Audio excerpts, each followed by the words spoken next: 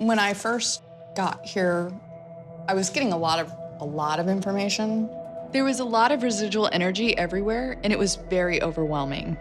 So then I came in, and I went into the bathroom, and I started to get physically ill. And I felt like a living person was having issues with intestines, and the pain was extremely sharp. I was thinking like ulcer, but like a really, really, really bad one, and it really does need to be taken care of by a doctor. For you to say this is... My heart dropped in my wow. stomach. I've been fighting a stomach pancreas issue for almost a year. In fact, I'm supposed to have a surgery this week. What? It's funny because you never mentioned it to me. I just never thought that was pertinent to even talk about. Marcy, tell her about your health issues. I have cardiomyopathy, which is a heart disease, but I have had stomach problems since we lived here, and the doctors still have no understanding of why. The dead will do that to you. I mean, if you have a heart condition or anything, they'll exacerbate it. So when I was in the downstairs bedroom, there was this dead guy standing in the corner. I got that he was a doctor. He was obviously well-educated. He came from money. And I also got that there was something about guns and fighting with him. And I think that the living could see this guy. He's just kind of a stalker. Now, that room you were talking about where the doctor is, that is occupied by the new innkeepers here. Sherry always feels there's a presence in the house. It's as if someone is following her or watching her. Did you ever feel that way, Marcy? Uh-huh. You did? Always.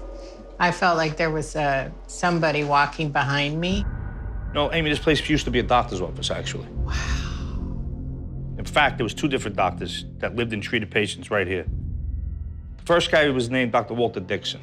Now, he bought this place in 1928. Within a year, he developed a heart condition. He was in and out of the hospital, ended up dying on November 11th, 1930. What? Of a heart attack right on the property. I got his death certificate. He was 57, though, when he died. That is really bad for you then. Nick is full of heart disease, too. We've had 3 heart attacks, 5 stents. Oh boy. If you're subjected to dead energy all the time, it can physically affect heart issues, breathing issues, sleep issues, and things like that. So with pre-existing conditions, it just... can be made worse. You mentioned something about guns, right? After Dixon's death, the property went to his son, James, who happened to be an alcoholic. Now, in 1934, James worked for the post office, but he got fired. So he got drunk, went back to the post office with the gun and tried to take out the guy that he thinks got him fired. Now, as he's in the post office looking for revenge, he gets punched by a doctor named Myron Jones, and he takes the gun off of him. This is where it gets strange. The next year, Jones bought this place and was the second doctor that started treating patients here. Now, like Dixon, he treated people from miles away, anything from malaria, typhoid, the flu, dysentery. Now, I don't have a photo of Dixon, but I managed to track down one of Myron Jones. So, this is him. So, do you think this is who you saw? I did a sketch. Okay.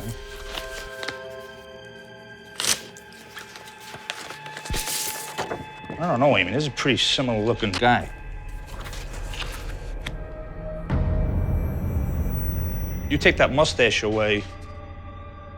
I'd say that without the mustache, this drawing looks like Dr. Jones. I definitely see it. Mm-hmm. It could be him. Marcy, how do you feel knowing he might be in your house? It makes me sad for Nick because this is such a huge part of who he is. So there are 2 dead people living in the walls that I'm concerned about. The way that I was seeing them was like translucent with like a watery shimmer. So first I got a female, and she feels like the living that are here are trying to mess with her. So what she's done is taken to the walls and spying. Wow. I think that the living could experience this in a couple of ways. The first one is really feeling her intense anxiety and stress, and the living might hear this crying. One night, about 1 a.m, I heard a woman absolutely sobbing. Now, you guys had a reaction when she said intense anxiety. Yeah, we have a lot of visitors here, and they may be in there for 30 seconds and feel anxious. A lot of them, they can't stay there. They've got to get out. So did you get any idea of who she might have been when she was alive? The things that I got were she's super religious, extremely judgmental when she was alive. She's also, to me, still that way in death. I got around 1890 to 1910 with her. I do think that she died here. She indicated that she got an illness that she wasted from. Felt like she died when she was in her 40s. As for all the crying, it's over a male. He was important to her when she was alive, and he's important now in her death. He was very well educated. He was kind of fixated with libraries. And I did see him then later farming, and I got that he died between 1925 and 1930. That's pretty wild, because I have a feeling I know exactly what she's talking about.